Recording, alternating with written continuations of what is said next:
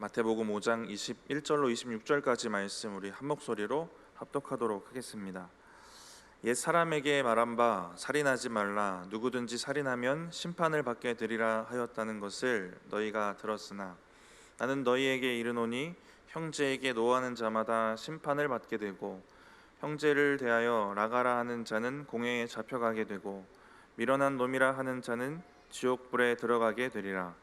그러므로 예물을 제단에 드리려다가 거기서 내 형제에게 원망 들을 만한 일이 있는 것이 생각나거든 예물을 제단 앞에 두고 먼저 가서 형제와 화목하고 그 후에 와서 예물을 드리라.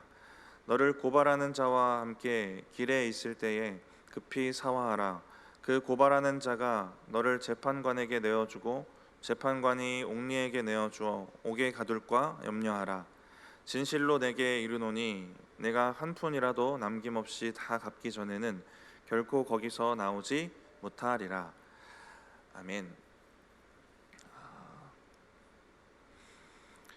진정한 구원의 확신이 있는 사람은 영적으로 아무렇게나 살지 않는다라는 말을 도널드 휘트니 목사님이 하신 말인데요. 진정한 구원의 확신이 있는 사람은 아무렇게나 살지 않는다라는 겁니다.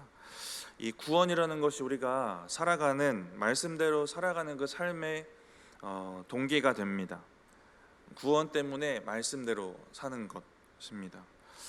위대한 설교가 이 스펄전 목사님은 이런 얘기를 했어요. 내가 내 마음대로 살 수 있으면 다시는 죄짓지 않는 삶을 살 것이다. 마음대로 살 수만 있다면 죄짓고 싶은 사람도 있겠죠. 또 바라는 것이 여러 개 있을 텐데 이 스펄전 목사님은 다시는 죄짓지 않는 삶을 살 것이다 라는 얘기를 하셨어요. 마음대로 살 수 있어도 구원의 은혜가 있으면 아무렇게나 살지 않는 겁니다. 말씀대로 살고 싶은 마음, 그 동기가 생기는 거예요. 하나님 앞에서 우리가 죄짓고 넘어질 때도 있고 이걸 반복하지만 죄짓지 말아야지, 말씀대로 살아야지 이 마음이 생긴 건 우리가 구원받았다는 증거이기도 합니다. 구원이 말씀대로 사는 것에 동기가 돼요. 내가 구원받아서 이렇게 산다라는 삶의 증거가 그래서 필요합니다. 당연한 얘기인데요. 우리가 이것을 구석구석 우리의 삶에 미쳐보면 어떨까 하는 생각이 들고요. 오늘 본문을 보면서는 우리 삶에 드러나는 그 행위의 구석구석뿐만 아니라 우리의 마음 구석구석까지도 우리가 돌아봐야 되는구나 라는 것을 알 수 있습니다. 하나님께서 우리의 마음 구석구석까지를 보시고 거기서도 우리가 구원받았다는 그 증거를 요구하시기 때문에 그래요. 오늘 본문은 그런 하나님이 우리에게 그러한 영역들을 요구하시는 경고의 말씀이기도 합니다. 저희가 마태복음 이제 5장을 묵상하고 있는데 7장까지가 산상수훈입니다. 이 산상수훈의 중요한 키워드 중에 하나는 의예요. 진짜 의가 무엇일까? 그리고 그 의를 믿는 자들의 삶이 어떤 것인가? 믿는 자들은 삶에서 그 의가 어떻게 나타내야 되는가? 이런 질문들을 던집니다. 이미 구약의 율법이 의를 설명하고 말하는 것들이 있었어요. 그래서 하나님이 우리에게 요구하시는 것이 무엇인지를 말씀해 주셨습니다. 산상수훈에서 우리 주님이 말씀해 주시는 의는 율법을 지키는 것을 내면의 부분까지 확장해서 다시 한번 명확하게 정리하시고 강조하시는 겁니다. 그래서 우리의 행위로 드러나는 부분뿐만 아니라 우리의 내면까지도 우리가 잘 구석구석 돌아봐야 하는 것입니다. 주님이 율법을 명확하고 완전하게 또 확장해서 이렇게 정리하셨는데 이렇게 하신 일 자체를 5장 17절엔 이렇게 말씀을 하세요. 우리 마태복음 5장 17절 같이 한번 읽어보겠습니다. 마태복음 5장 17절입니다. 내가 율법이나 선지자를 폐하러 온 줄로 생각하지 말라. 폐하러 온 것이 아니요 완전하게 하려 함이라. 율법을 이렇게 완전하게 하시고 명확하게 정리하십니다. 주님이 완전하게 하신 율법을 기준으로 마태복음 5장 20절에는 진짜 의가 무엇인지 너희가 삶으로 잘 드러내야 되는데 천국에 들어갈 수 있는 의, 서기관이랑 바리새인이 말하는 그 의보다 더 나은 의가 너희의 삶에 있어야 된다라는 얘기를 하세요. 우리 마태복음 5장 20절 말씀 같이 한번 읽어보겠습니다. 내가 너희에게 이르노니 너희 의가 서기관과 바리새인보다 더 낫지 못하면 결코 천국에 들어가지 못하리라. 이렇게 주님이 원하시는 의, 확대되고 완성된 율법의 그 의, 그 구체적인 그 예를 오늘 본문부터 제시하고 계세요. 살인, 이혼, 간음, 맹세하는 것, 보복하는 것에 대한 내용들이 이제 등장하게 됩니다. 근데 오늘 본문은 살인에 대한 얘기예요. 오늘 본문 21절과 22절을 다시 한번 읽어보겠습니다. 오늘 본문 21절, 22절입니다. 옛사람에게 말한 바 살인하지 말라. 누구든지 살인하면 심판을 받게 되리라 하였다는 것을 너희가 들었으나 나는 너희에게 이르노니 형제에게 노하는 자마다 심판을 받게 되고 형제를 대하여 라가라 하는 자는 공회에 잡혀가게 되고 미련한 놈이라 하는 자는 지옥불에 들어가게 되리라.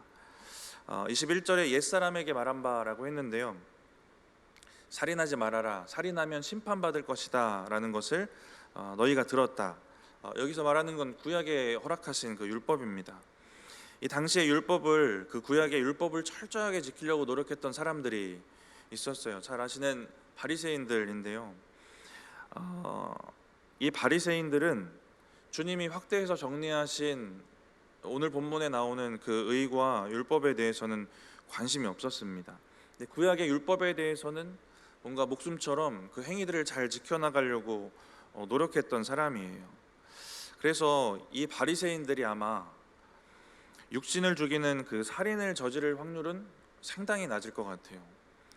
근데 22절 말씀처럼 누군가를 미워하고 경멸하고 멸시하고 누군가에게 욕하고 하는 그 증오의 마음을 품을 가능성은 또 높지 않을까 하는 생각이 듭니다. 자신의 잣대도 분명하고 기준도 분명한 사람들이고 그것 자체가 너무 높은 기준이기 때문에 그 기준으로 자기도 올가매고 다른 사람도 판단하기가 너무 쉬웠을 겁니다. 근데 오늘 본문의 하나님은 표면적으로 드러나는 그 행위뿐만 아니라 그 내면의 동기, 그 마음의 상태까지, 그 의도까지를 말씀을 하십니다.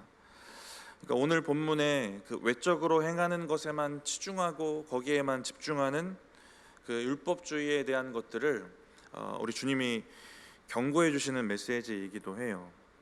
근데 중요한 건 저와 여러분도 이 바리새인처럼 될 수 있는 조건은 다 갖추고 있는 것입니다. 바리새인들처럼 다른 사람을 판단할 잣대가 우리의 지식에도 많이 쌓여져 있고요. 바리새인들이 누군가의 그 보이는 것에 집중하고 자기의 행위들을 막 쌓아갔던 것처럼 우리도 그냥 인간이어서 누군가 바라보는 것에 취약한 본성이 있습니다. 그래서 누군가 보고 있을 때의 나의 모습, 안 볼 때의 나의 모습이 다른 사람들이 많이 있잖아요. 그래서 교회 안에서의 나의 모습과 세상에서 살아가는 나의 모습에 그 차이가 생기는 사람들이 많은 겁니다. 저의 모습 가운데도 있을 것이고요. 그래서 교회 안에서 드러나는 그 성품들이 있잖아요. 가장 우리가 좋은 성품으로 드러날 수 있는 곳이 교회인 것 같아요. 그래서 그 성품이 그대로 세상에서도 드러나면 그건 진짜일 가능성이 높아요. 근데 이 성품이 가정에서도 드러나면 그건 정말 진짜일 가능성이 높습니다. 그런데 나보다 약한 사람, 부족한 사람, 보잘것없는 사람에게도 동일한 성품 드러나면 그건 정말 진짜일 가능성이 높을 거예요. 그리고 더 나아가서 미운 사람, 나를 화나게 하는 사람, 원수에게까지도 이 성품이 드러나면 이건 정말 성령 하나님이 주신 진짜 성품일 가능성이 높습니다. 근데 그저 교회 안에서 우리의 신앙을 드러내는 용도로만 쓰이고 있다면 바리새인이 가진 행위처럼 그 가짜인 모습이다라는 것입니다. 근데 오늘 주어지는 말씀은 우리의 이런 부분들을 좀 생각하고 다시 한번 돌아보게 하는 말씀입니다. 21절, 22절에서 주님이 그래서 우리의 속을 잘 면밀히 돌아볼 수 있도록 이 살인의 문제를 뭐라고 하시냐면 미워하면 살인이다 이 얘기를 하시는 거예요. 그러면 여러분들 지난 한 주간 몇 명을 살인하셨습니까? 네, 많이 죽였죠 우리가 사람을. 미워하면 살인이다 이 기준으로 우리의 삶을 비춰보면 우리가 진짜 수많은 사람들을 살인하며 살아갑니다. 저도 미움으로 살인하는 경우들이 있어요. 엄청 많지는 않은데요. 어떤 사람들이 미운가 곰곰이 생각해 보다가 저는 이런 사람들이 좀 미운데, 영화나 드라마를 보는데 그 결말을 먼저 얘기하는 사람을 제가 엄청 미워해요. 근데 제가 이게 진심으로 드리는 얘기인데, 제가 드라마나 영화를 보는 원칙이 좀 있거든요. 세 가지가 있는데, 첫 번째는 중간부터 안 봅니다. 무조건 처음부터 봐야 되고요. 두 번째는 한번 시작하면 재미없어도 끝까지 봐야 되고, 세 번째가 가장 중요한데, 결말을 알면 잘 못 봐요. 그래서 이 결말을 얘기하는 사람을 제가 엄청 미워하고, 이 미워하는 마음을 품지 않으려고 이 얘기를 제가 자주 해요. 청년부 설교할 때도 했고, 주위에 있는 지인들한테도 하고 그랬습니다. 그래서 미워하는 마음이 생기는 경우들이 각자 있겠죠. 그 분노가 올라오는 포인트들이 다 다릅니다. 근데 저의 원칙은 이 마음 하루 넘기지 말자라는 원칙이 있는데, 미워해서 살인하더라도 하루 안에 잘 살려놓는 거죠. 근데 이렇게 노하고 미워하는 문제가 우리에게 참 빈번하게 일어나는 일입니다. 중요한 건 이 문제를 하나님 오늘 본문 보니까 심각하게 바라보신다라는 거예요. 하나님 형제에게 노하고 욕하고 미워하는 것까지를 심각한 문제로 보신다라는 것을 우리가 기억해야 됩니다. 그래서 22절에 이 문제를 심판, 지옥불이라는 단어를 사용하시면서 말씀하시고, 25절, 26절도 하나님께서 이 문제를 얼마나 심각하게 여기시는지를 알 수 있어요. 그리고 오늘 본문 25절, 26절 말씀 우리 먼저 같이 한번 읽어보겠습니다. 너를 고발하는 자와 함께 길에 있을 때에 급히 사화하라. 그 고발하는 자가 너를 재판관에게 내어주고 재판관이 옥리에게 내어주어 옥에 가둘까 염려하라. 진실로 내게 이르노니 내가 한 푼이라도 남김없이 다 갚기 전에는 결코 거기서 나오지 못하리라. 이 사화라는 단어를 보면 지금 뭔가 문제가 있으니까 재판관에게 가겠죠. 갚을 뭔가가 있는 상황인 것 같습니다. 근데 그런 법적인 관계만 해결하라는 의미가 아니라 그 상대방과의 관계 자체를 해결하는 의미가 있어요. 근데 말씀을 보니까 급히 사화하라고 하십니다. 지체하지 말고 급히, 기회가 있을 때 빨리 하라는 얘기인데요. 25절 읽었던 말씀에 이 재판관은 1차적으로는 그 판사들, 재판관을 말하는 게 맞고요. 그리고 하나님이라는 의미도 포함해요. 그래서 이 하나님이라는 의미로 생각을 해보면, 기회가 있을 때 형제와 화목해라. 살아있을 때, 죽기 전에, 생이 다하기 전에, 우리가 기회가 있을 때 하나님의 그 심판대 앞에 서기 전에 형제와 이웃과 화목하라는 것입니다. 26절에는 한 푼이라도 남김없이, 아무리 사소한 것이라도 배상하고 갚아주고 화목하고 화해하라는 얘기를 하십니다. 하나님이 이렇게 중요하게 여기시는 부분이다라는 것들을 우리가 먼저 첫 번째로 기억해야 될 것 같습니다. 우리의 일반적인 시각은 육신을 죽이는 살인은 큰 죄고, 미워하는 것은 일상적이고 대수롭지 않은 일로 여기기가 쉬워요.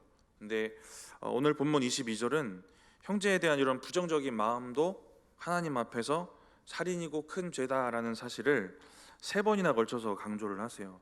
다시 22절을 가서 보시면 3번을 강조하십니다. 경각심 가지라는 것이고, 이게 중요한 일이다라는 얘기를 해주시는 겁니다. 저는 영적 이 성숙되는 그 차이가 이런 디테일에서 오는 것 같아요. 주님은 큰 문제로 여기시는데 우리는 대수롭지 않게 여기는 그 영역들을 찾고 그걸 적용하고 바꿔가는 그런 디테일입니다. 큰 문제라고 생각하는 것들은 대부분 잘 지키실 거예요. 육신의 살인을 밥 먹듯이 저지르시는 분은 없잖아요, 여기. 그렇죠? 네, 이런 건 우리가 잘 지킵니다. 그런데 마음으로 살인하는 것, 마음의 문제는 크지 않다라고 여기는 거예요. 근데 우리가 대수롭게 여기진 않더라도 주님은 크다고 여기시는 이 문제를 우리가 깊이 돌아보는 사람이 되어야 하는 것입니다. 하나님이 심각하게 여기시는 것을 심각한 문제로 바라볼 수 있는 이 믿음이 있어야 우리가 영적으로도 성숙할 수 있고, 우리 큐티하는 교회인데요, 우리의 큐티도 더 깊어질 수가 있는 겁니다. 디테일하게 하나님이 어떤 마음을 품으시는지를 구체적으로 우리가 더 바라보고 생각할 수 있는 그런 믿음이 필요합니다. 22절에 마음으로 살인하는 문제도 번이나 강조하면서 우리의 속을 디테일하게 돌아보기를 원하세요. 먼저는 형제에게 노하는 자마다 심판을 받게 되고, 누군가 미운 마음 때문에 화가 나는 건데요, 이게 누그러지지 않고 지속되는 화를 말합니다. 두 번째는 형제를 대하여 라가라 하는 자는 공회에 잡혀가게 되고, 정확한 번역은 없는데 이 뿌리가 되는 히브리어를 레크라는 단어라고 추측을 하는데 비어 있다란 뜻이에요. 그래서 머리가 텅 비어 있는 멍청이, 이런 정도로 해석을 합니다. 지금 우리가 사는 지금 시대에는 멍청이는 그래도 좀 귀여운 욕으로 취급을 받잖아요. 그렇죠? 타격감이 그렇게 크진 않습니다. 멍청이 정도는. 근데 이때는 이게 상당히 심각한 욕이었다고 합니다. 그리고 세 번째는 미련한 놈이라 하는 자는 지옥불에 들어가게 되니라. 이 단어의 기본적인 의미는 그 미련하다라는 의미가 맞는데, 실학서라는 외경에 하나님을 부정하는 자라는 의미로 사용이 돼요. 근데 이렇게 사용되는 것을 근거로 생각을 해보면 그 사람의 믿음, 그 사람의 영혼 자체를 정죄하는 말이 됩니다. 점점 더 심한 욕을 하는 거죠. 점점 더 형제에게 더 심하고 그 미운 마음들을 품는 거예요. 이렇게 점점 세 번에 걸쳐서 강조하시면서 이게 중요한 문제라는 것을 말씀을 하십니다. 가장 소극적인 상황은 처음에 그 마음의 문제, 노하는 것, 마음에 미워하는 겁니다. 이 가장 소극적인 부분 돌아보면 가장 적극적인 적용이 되겠죠. 미워하는 것도 살인이다. 우리 너무 많이 알고 있었던 부분인데요. 우리 심령에 생기는 이 미움이 너무 자주 일어나지만 이 부분을 우리가 잘 다루고 해결해야 된다라는 것을 알 수 있습니다. 22절에 형제에게 노하고 라가라고 하고 미련한 놈이라고 하는 이 상황을 보면 그 형제가 자신을 화나게 만드는 상황이 전제된 표현처럼 보여요. 미워할 만한 근거가 있는 상황인 것으로 추측이 됩니다. 그런데 미워할 만한 근거가 있어도 그 미움을 해결해야 된다라는 것도 우리가 생각해 볼 수 있어요. 누군가 미워했던 사건들을 떠올려 보면 누군가 진짜 열심히 미워해 본 기억이 손에 꼽긴 하는데, 그래서 이 얘기를 할 때마다 생각나는 사건은 옛날에 동인교회에서 사역할 때 부장님과 있었던 사건이 계속 생각이 나요. 오래 미워했던 이 사건의 발단은 주일학교를 제가 담당했는데 광고를 부장님이 하셨어요. 근데 사전에 저랑 의논이 없이 전도를 가장 많이 하면 내가 컴퓨터를 사주겠다 이 얘기를 하시는 거예요. 제가 전도사 시절이고 한 10년 정도 전 얘기인데, 전도사였지만 나름의 목회 철학이 있었고, 그리고 지금 그때 그 당시에 그 아이들에게 이건 정말 독약과도 같은 행동이다라는 제 그 소신이 있었습니다. 이런 식으로 전도에 접근하면 이 아이들에게 독이 된다라는 소신이 있었어요. 왜냐하면 그 당시에 그런 게 유행하고 있었거든요. 품앗이 하듯이 서로 교회에 가주는 거예요. 교회 다니는데 거기 가주면 문화상품권 주니까. 상당히 뒤틀려 있는 마음들이 있어요. 그래서 이게 좋지 않겠다라는 마음과 소신이 있었고요. 그래서 부장님이 말씀하시기 상당히 불편했습니다. 그래서 바로 부장님 광고가 끝나자마자 이게 용납이 안 되는 거죠. 그래서 부장님이 하신 말대로 안 할 거다 이제 번복을 한 거죠. 제가 부장님은 이제 분노가 치밀어 오르셨을 것이고, 이런 상황을 제가 마주하게 됩니다. 제가 다른 부분은 다 둥글게 살 수 있는데 사역과 관련된 거는 타협이 안 되는 건 안 되는 거거든요. 그래서 부장님을 분이 올라오게 했어요. 그래서 끝나고 예배 후에 단둘이 대화를 하는데 상당한 분노를 표출하시길래 일단 다 받아내고 들어드리고 했습니다. 근데 결정적인 한마디가 있었는데 협박이었습니다. 내가 전도사님 사역 어렵게 할 수 있다, 이 협박을 저한테 하셨어요. 저도 화가 막 치밀어 오르니까 여기 턱까지 차오른 말이 여러 가지가 있었어요. 상당히 많은 말들이 있었습니다. 근데 감정을 한번 누르고 담임 목사님을 한번 찾아갔습니다. 어떻게 해결할까요? 담임 목사님 목회하시는 교회이고 그 교회 양이니까 제 감정대로 하지 않고 목사님 결정대로 해야겠다, 이 마음이 또 그 순간 들었습니다. 근데 목사님이 이렇게 얘기하셨어요. 김전도사 잘 참잖아, 참아, 이렇게 얘기를 하셨습니다. 좋게 넘어가라고. 근데 그래서 참았고 뭐 더 일을 저지르진 않았는데 속에 미움이 해결이 안 되는 겁니다. 근데 이걸 너무 해결하고 싶었고요. 제가 정해놓은 하루라는 기준을 막 넘어서고 막 이게 미움이 계속되는 겁니다. 아까 말씀드렸던 것처럼 미워할 만한 조건이 있는 거예요. 미워할 만하다라는 마음이 자꾸 드는 겁니다. 다행히 미움을 해결해야만 된다는 마음이 들었고, 그때 제가 역발상을 했어요. 무슨 역발상을 하냐면, 그래서 역발상이 저희 이제 신앙의 원칙 중에 또 하나가 되는데, 미우니까 축복을 한번 해볼까? 이런 역발상을 했어요. 그래서 성령 하나님이 저한테 심어주셨던 마음 같습니다. 그래서 일주일 동안 아침 금식을 하면서 부장님 축복하는 기도를 엄청나게 쏟아냈습니다. 그때 제 감정이 여러 가지 섞여 있을 것 같지만 하나님 앞에 드리는 기도, 그 말은 축복이었어요. 하나님께 이 부장님을 축복하고 그분의 상처, 아픔들 만져 달라는 간구의 기도들을 했습니다. 이 금식이 지나고 맞이하는 첫 주일에 하나님이 일단 제 심령을 고치시고 문제도 해결하고 컴퓨터도 안 주고 부장님이랑 관계도 잘 회복되고 이런 회복의 일들이 일어났습니다. 하나님이 회복을 허락하실 때 저에게 회복하신 첫 번째가 뭐였냐면 하나님의 그 사랑과 용서를 깨닫게 하시는 것. 이 속 안에서 하나님이랑 저와의 관계를 먼저 회복하셨던 경험이 있었어요. 어떻게 회복됐냐면 주일 예배 때 동행교회 때도 예배 전에 찬양을 몇 곡 불렀는데 그때도 제가 정 목사님이랑 같이 있었거든요. 정 목사님이 그날따라 보혈 찬양을 다 꽉 채워서 보혈 찬양만 계속 찬양을 해요. 근데 이 찬양을 듣다가 하나님의 사랑, 이 용서에 대해서 다시 한번 제 마음에서 뒤집어지고 회복되는 은혜가 있었고, 그 깨달아지는 사랑과 용서에 대한 것들이 음성처럼 들렸고 엄청 울면서 기도했던 기억이 납니다. 이 사건을 통해 알 수 있는 진리는요, 우리 안에 미움의 문제가 미워하는 상대방과 나와의 문제만은 아니다라는 겁니다. 우리 안에 미움이 있다는 것은 하나님과 나와 뭔가 단절되고 있다는 것이고 하나님과 나와의 그 관계의 문제다라는 거예요. 그래서 미운 부장님 위해서 축복하고 막 기도했더니 하나님과 저와의 관계를 먼저 회복하신 것입니다. 우리 안에 해결되지 않는 분노, 미움, 하나님이 이것을 오늘 심각하게 여기시고 크게 말씀하시는 중요한 이유가 이 이유도 있을 거예요. 미움이 머무는 곳, 거기가 하나님 계시는 곳이라 그렇습니다. 거기가 하나님과 영적 교제가 일어나야 되는 곳이기 때문에 그래요. 그래서 오늘 이어지는 본문에 23절을 보시면 예배에 대한 부분을 예로 들어서 보충 설명을 반복을 하십니다. 우리 오늘 본문 23절 같이 한번 읽어보겠습니다. 오늘 본문 23절입니다.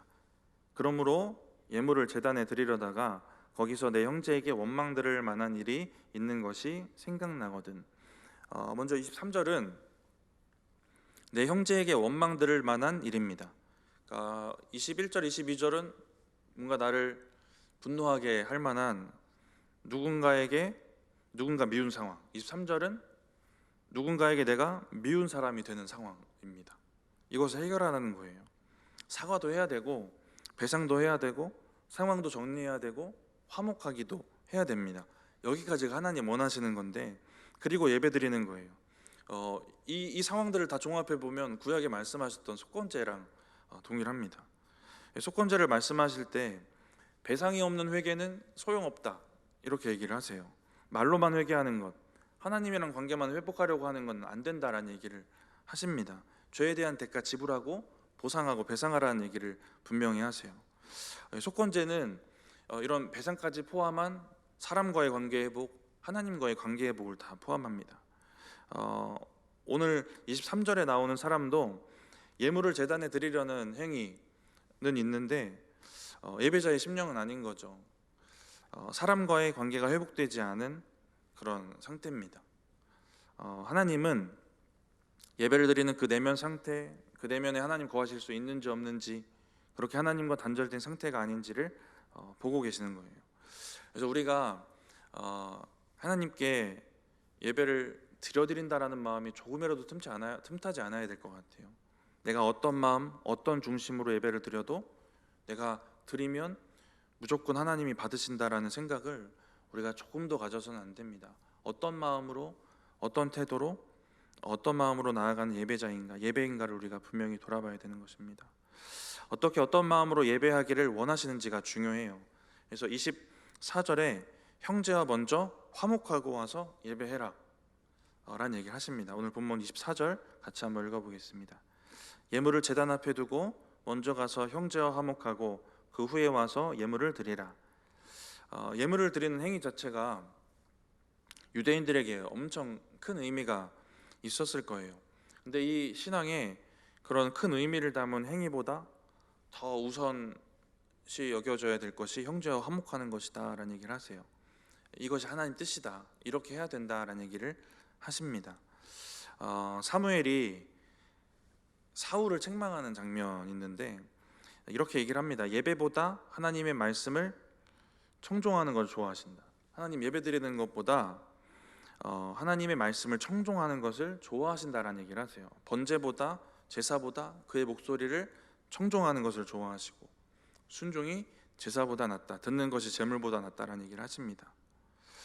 하나님은 예배 자체보다 예배 드리는 사람의 그 상태를 상당히 중요하게 보시는 거예요. 그래서 이사야 1장을 보시면 이스라엘이 정말 더럽고 타락한 영적 상태로 드리는 그 예배를 역겹다고 말씀을 하세요. 그리고 이렇게 말씀을 하십니다. 이사야 1장 16, 17절 말씀 같이 한번 읽어보겠습니다. 너희는 스스로 씻으며 스스로 깨끗하게 하여 내 목전에서 너희 악한 행실을 버리며 행악을 그치고 선행을 배우며 정의를 구하며 학대받는 자를 도와주며 고아를 위하여 시운원하며 과부를 위하여 변호하라 하셨느니라. 예배라는 형식보다 예배드리는 사람이 어떻게 살아야 되는지 그 사람의 상태를 더 중요하게 보시고요. 우리 신앙 상태가, 예배드리는 우리의 믿음 상태가 어떤지를 분명히 확인하십니다. 그래서 가인의 예배 받지 않으셨던 장면도 우리가 기억하고 이스라엘 역사 속의 타락한 제물들 하나님 거절하고 받지 않으십니다. 형제와 화목하지 못한 심령으로 드리는 예배도 그래서 받으실 수가 없는 거예요. 그 심령에 거하실 수 없는 예배이기 때문에 그렇습니다. 우리를 온전히 드릴 수 있는 예배, 우리의 몸을 하나님 기뻐하시는 거룩한 산 제물로 드리라, 로마서 12장 말씀하셨는데 그렇게 우리의 몸을 하나님 기뻐하시도록 만들어서 드릴 수 있는 그런 예배, 그런 예배자가 되어야 된다라는 것입니다. 이런 예배에 대한 마음들, 예배자에 대한 하나님의 마음들이 오늘 형제 사랑하는 것, 살인과 미움의 이 문제까지 적용이 되는 겁니다. 형제를 향한 미움이 있거나 형제와 깨어진 관계가 있으면 하나님께 나아갈 수 없는 예배자의 상태다, 참된 예배 드릴 수 없다라는 것입니다. 오늘 말씀을 보면서 우리가 행위로만 중요하게 여겨오던 이 율법적인 것들, 그것들을 우리 내면에서 확인하는 것, 이것이 오늘 말씀을 통해 주님이 우리에게 하시는 말씀입니다. 노하고 미워하고 또 욕하고 경멸하는 것, 이걸 또한 살인이라고 하시고 이 말씀이 중요한 이유를, 이 문제를 예배의 문제로 확대시키신 이유는 이게 사람과 사람 사이의 문제를 넘어서 말씀드렸지만 이게 하나님과 나의 문제이기 때문에 그래요. 네. 그래서 레위기 6장에 아까도 속건제 얘기 말씀 잠깐 드렸는데 누군가에게 손해를 입히는 죄에 대한 예배입니다. 그런데 레위기 6장 2절을 보면 다른 사람에 대한 죄인데 어떻게 표현하냐면 여호와께 신실하지 못한 자라고 표현을 합니다. 사람과의 관계의 문제가 하나님과의 그 관계의 문제와 분명히 연결되어 있다는 걸 알 수 있어요. 하나님과의 관계가 바르게 형성되면 사람과의 관계도 좋아지겠구나, 이것도 우리가 알 수 있습니다. 근데 그렇게 좋아지기 위해서 또한 우리가 또 화해도 하고 용서도 구하고 배상도 하고 그런 또 우리의 의지와 노력도 있어야 된다는 것도 알 수 있습니다. 사람에 대한 마음과 하나님에 대한 이 마음에 밀접한 관계가 있다라는 것을 알 수 있습니다. 그래서 먼저 형제와 화목하라는 것은 하나님을 향한 그 신실한 믿음, 그 마음을 회복하고 오라는 것이기도 해요. 그리고 예배하는 겁니다. 하나님과의 관계가 우리가 살아가는 우리가 말씀대로 사는 또 형제를 사랑하는 동기가 되어야 되는 겁니다. 요한 1서에 오늘 본문과 동일한 문제를 이야기하는데 이렇게 말씀을 하십니다. 요한 1서 3장 15절인데요. 우리 같이 한번 읽어보겠습니다. 그 형제를 미워하는 자마다 살인하는 자니 살인하는 자마다 영생이 그 속에 거하지 아니하는 것을 너희가 아는 바라. 살인하는 자마다 영생이 그 속에 거하지 아니하는 것을 너희가 아는 바라. 형제를 미워하는 것은 영생이 없는 사람이 하는 행동이라는 겁니다. 영생을 가진 사람은 형제를 사랑해야 된다는 것. 저와 여러분이 가진 영생의 믿음, 이 구원의 은혜가 우리로 형제를 미워하지 않고 사랑하도록 하는 것이다 라는 거예요. 서두에도 한번 말씀드렸지만 오늘 미움으로 살인하지 않는 것, 우리가 이것을 실천하면서 살아갈 때 이 동기가 구원이어야 된다라는 건데요. 우리가 성도이기 때문에 또 교회에서는 교회에서 보는 눈이 있기 때문에 또 세상에서는 세상에서 보는 눈도 있겠죠. 그래서 지키는 우리의 행위들도 있을 수 있는 겁니다. 그런데 우리가 내가 받은 구원의 의미를 기억하고 이 은혜를 깨달아서 그렇게 살고자 하는 그 속에서 우러나는 동기가 분명해야 된다는 겁니다. 저도 틈틈이 자꾸 저를 확인하는 건 뭐냐면 내가 설교했기 때문에 이렇게 살고자 하는 건지 아니면 진짜 나에게 주시는 충만한 은혜와 구원의 감격 속에서 이게 동기여서 내가 그렇게 살고자 하는 건지를 확인합니다. 내가 쓰고 있는 저에게도 있는 그 목사라는 이 직분들, 이 겉모습 때문에 그러는 건지 아니면 진짜 이 구원의 동기, 그 은혜 가운데 나오는 건지를 저도 확인을 해요. 사라지는 모양은 비슷할 수 있습니다. 보여지는 거니까 사람의 눈 속일 수 있는데 오늘 본문을 보니까 하나님을 속일 수가 없어요. 이것만 가지고 또 실천하면 살 수 있는 행위들이 많아요. 우리가 갖고 있는 그 직분이나 그 껍데기, 이것만 가지고도 우리가 실천하고 살 수 있는 행위들 많지만 중요한 건 하나님이 그 내면에 있는 우리의 내면의 동기와 의도까지 보신다라는 것이 중요합니다. 그런 하나님의 성품을 우리가 집중하면서 사는 거예요. 하나님이 이 문제를 중요하게 보신다라는 게 우리의 기준이 되는 겁니다. 우리는 대수롭게 여기면서 살았지만 하나님은 정말 중요하게 여기신다면 마음으로 이 살인하는 이 문제를 우리가 심각하게 생각하고 사는 겁니다. 어떻게 우리가 이렇게 살 수 있을까? 미운 조건이 충만한데 어떻게 우리가 이렇게 미워하지 않고 사랑할 수 있을까? 내 상식으로 안 되고 내 능력으로 안 되고 내가 정말 이거는 말도 안 되는 일이라고 생각하는 걸 하나님 요구하실 때는 하나님이 주시는 힘으로 하라는 거예요. 우리에게 주시는 은혜로 하라는 겁니다. 그 은혜를 기억하라는 것이고, 그러면 내가 하는 것 아니라 성령 하나님이 하시겠다라는 겁니다. 요한일서 3장 16절에 예수님 우리를 위해서 목숨 버리셨으니까 우리도 형제를 위해서 목숨을 버리는 것이 마땅하다고 합니다. 은혜를 기억하면 그 은혜를 주신 예수님처럼 살 수 있다라는 거예요. 그리고 이렇게 살 수 있도록 성령이 도우신다는 겁니다. 첫 번째는 이게 하나님이 중요하게 여기시는 문제니까 나도 중요하게 여겨야지, 이 마음 굳게 먹는 게 중요하고요. 두 번째는 마음 먹었지만 이게 내 마음대로 잘 되지 않습니다. 그래서 이걸 인정하고 가난한 심령으로 하나님께 은혜를 갈구하면 되는 겁니다. 그러면 성령 하나님이 도우실 것이고요. 마지막 이 이야기를 함께 나누고 마치려고 하는데 바울서신이라는 그 티 교재에 나왔던 얘기예요. 네덜란드의 코리 텐붐 여사 얘기인데, 혹시 바울서신 공부하신 분 계십니까? 없으시죠? 예, 그 책에 이런 좋은 얘기들도 나옵니다. 용서에 대한 얘기인데요. 네덜란드의 코리 텐붐 여사라는 분인데, 이분이 2차 세계대전 때 그 독일 나치 그 치하에 있는 수용소에서 엄청 잔인한 핍박과 학대를 받습니다. 그리고 코리 여사의 그 언니는 그 수용소에서 고문당해서 먼저 세상을 떠나게 돼요. 근데 코리 여사는 이제 풀려나게 되고요. 수용소에서 풀려난 후에 하나님의 이 복음을 들고 많은 사역을 감당하면서 살아가게 됩니다. 재활센터를 세워서 전쟁 후유증에 시달리는 사람들을 돕기도 하고요. 독일 마을을 막 찾아다니면서 복음을 전하기도 합니다. 어느 날 독일의 한 마을에 가서 복음을 전하는데 설교가 끝나고 많은 사람들이 코리어사와 이제 인사하기 위해서 기다려요. 이제 줄 서서 저희들 예배 끝나고 하는 것처럼 악수하면서 인사를 합니다. 줄을 서서 이제 자기 앞으로 다가오는 사람들 중에 반갑지 않은 얼굴을 하나 발견했어요. 누구냐면 독일의 수용소에서 자기를 고문했던 언니의 목숨을 앗아갔던 그 간수였습니다. 원수를 만나게 된 거예요. 근데 코리어사가 또 마침 하나님의 사랑과 용서에 대한 설교를 그날 한 거예요. 그 설교를 마친 후에 원수가 악수를 청하고 있는 겁니다. 언니의 죽음을 떠올리면 이걸 절대 용서할 수 없는 상황이고, 그래서 여러 가지 마음이 들었는지 마비된 사람처럼 서 있었다고 그래요. 이때 코리어사의 중요한 믿음의 고백이 있습니다. 의지적인 행동도 필요하다, 이 용서라는 것에 있어서 이런 믿음이 있었던 것 같아요. 그래서 조용히 마음으로 이렇게 기도를 해요.